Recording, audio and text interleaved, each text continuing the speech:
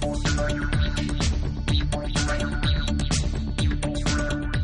Eric Lanask here at ITEXPO in Miami. I'm talking with John Horn from Core Wireless. John, good to see you. Good to see you. A little bit strange introducing you that way, but it's may as well kick it off talking about it. It's a huge deal in the industry between Core and Rayco. Tell me about what that means for the industry. I think it means a lot. It's funny that you say it because when I was at CES, I got introduced as being the guy from Core, which felt a little different, obviously, the first time anybody said that. And during the course of the presentation, I got accused of being an AT&T guy, which is the first time ever that ever happened.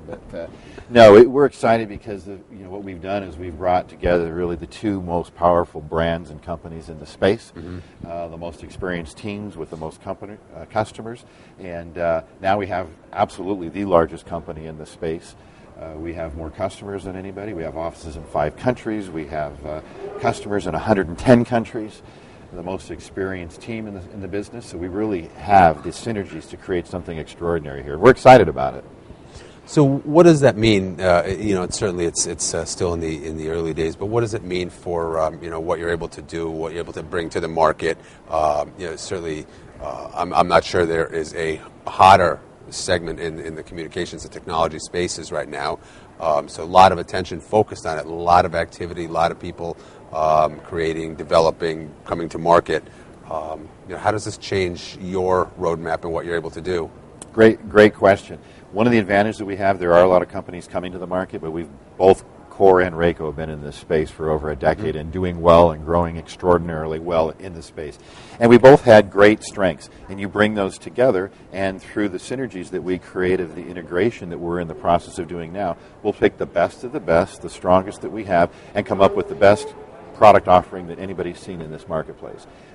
I get asked all the time, well, what are your timelines? How fast are you going to integrate? Sure. And for us, it's really about making the right choices, not rushing anything, but doing the right choices with the right tools, the right people. And so when we come out at the other side of this, we have the best products for the customers that we have in the marketplace. And that's our focus. We've been easy to do business with. We've had great products. We just want to make it easier and have better products. Is this a question of taking everything from either side and finding a way to integrate them, or actually going through both products and figuring out the best of each side and that makes sense to integrate? It's a little bit of both. There are places where Rayco did things that Core didn't do, that there's no overlap. There's things that Core had in their platform that Rayco didn't do. So we will look for the best of the best. I mean, we had the Omega Dev Cloud and our application platform services on the Rayco side. Those things will kind of stay intact in and of themselves because there's no overlap. But we'll look at what OMS and Prism Plus, for instance, which were both of our connectivity platforms for connectivity management, and look for the best of the best out of both and come up with something even stronger in the end. I would not say that one of those platforms was significantly dominant over the other. And over the last few weeks, we've been able to do a deep dive into that and really look at it and realize that there are great strengths here, great strengths here, and now it's just a matter of process of what's the cleanest, easiest, best way to integrate those together. And that's the approach that we'll take. And obviously, I guess it goes without saying that the impact on the customer is on your customers is part of that discussion or that research. What is the potential impact for customers from either side that are using either platform? You get more of what you had before, right? So Core has carriers we didn't have. We have carriers Core didn't have. Core had applications and services. We had an applications platform. So Core can take what they had without losing anything and bring new things to their customers, and vice versa. So our customers only win by getting more with the same relationship that they had before. What we want to do is make sure that we are very careful as we go through this process, that whatever we do doesn't impact our customers, that they have positive things that happen and they don't have to jump through any hoops. We're doing things on our back end to make their lives better and easier and give them better products. Well, frankly, the two companies have largely enabled all of your customers collectively to provide all the momentum that this particular industry is seeing. So you certainly want to protect that momentum. what other opportunities does this open up for the collective new company? Well, it allows us to have a more global presence. It allows us to have more scale. I've been saying for a while we're going to start to see integration and M&A activity in this space because we're really getting to an inflection point where scope and scale are going to be critically important. Well, now we're gaining that scope and that scale. And we're not done. This is just the beginning of the process for us. This is not the end of the process for us. So there are more things coming as we continue to expand our geographic footprint, as we continue to expand our technology offering. There are definitely more things to come here. But it gives us a scale unlike anybody else in this space. So if you look at what's going on and the number of subscribers we have and the number of customers that we have, we're bigger than the majority of the carriers in the world. There's not that many carriers that are bigger than us. And by the time we get done with this, that might not even be the case anymore. So we bring a lot of extra value through the services and products that we bring to the table. And all we're going to do is just keep adding to that. Is there sort of the danger that you're going to grow too quickly with the combination, and then anything else that might happen in the future, that the merger is going to create a situation where you've actually expanded and grown too quickly?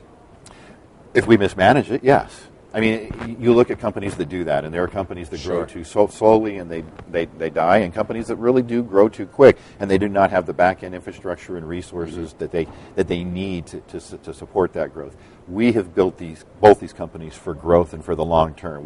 We know what's going on in the space. Both companies have grown extraordinarily over the last decade plus, and we've both done that through great planning, and we're going to continue to do that moving forward. So we plan to be very careful and meticulous about this, but we definitely don't want to slow growth. If anything, we want to accelerate growth. But we will do what we need to do on the back end to make sure that we can support that going forward. As far as continued growth goes, are there particular segments of your customer base, your collective customer base, that you see benefiting more, and therefore being able to experience a little more growth than maybe some others? Well, I hope all of them. I'm not greedy. I just want everybody to grow faster than better. Right. But as I look at it, I really don't see any downside for any segments to what we're doing. Will any have more upside than others? Not really. I mean, we are in so many different market segments. We've got over 1,500 customers with millions of subscribers that we touch every segment of this business, and they all can benefit from what we bring to the table. When I talked about scale, we're now the biggest partner of AT&T, T-Mobile, Verizon, and Rogers. So in North America, we are the dominant partner for all those carriers. There's obviously no one else can say that because we've taken up the majority of the ecosystem there. We plan to be the same thing in other parts of the world as we grow. And so that provides huge benefit to our customers no matter what segment they're in. And that's just the carrier piece. Then you've got the application piece, and you've got the call center services, and the Omega Dev Cloud, and all the other things that we've launched. The bigger that we get, the more we can give our customers. And what I see here also, certainly as it relates to your carrier partnerships, you're really playing a huge role, you as well as some of the partners on the other side, in helping all the carriers answer that question. Well, how do we avoid being just a pipe? How do we leverage our assets to bring more and better and more effective services to all of our subscribers? So you're kind of helping drive that. The answer to that question for the carriers. Absolutely. I mean, we bring extra value, and the carriers have picked segments they want to bring extra value. You look at AT&T, and they've been pretty darn dominant in the automotive OEM space. Sure. They've done really well. We partner with them with Audi. They do their own thing with GM and some others. But I mean, if you look at them, they've really looked at certain places, the connected home and so forth, where they want a much bigger piece of the ecosystem, and they're going after it. More power to them. There is plenty of room for the carriers to be successful, for us to be successful. There are going to be tens of thousands, if not hundreds of thousands, of companies that are part of this segment worldwide. So there's lots of opportunity for all of us. Excellent. Well, wish you well with the continued integration between the two companies, and thanks again for being on the program. Always great to talk. Thank you. I appreciate it. Thanks. Good to see you.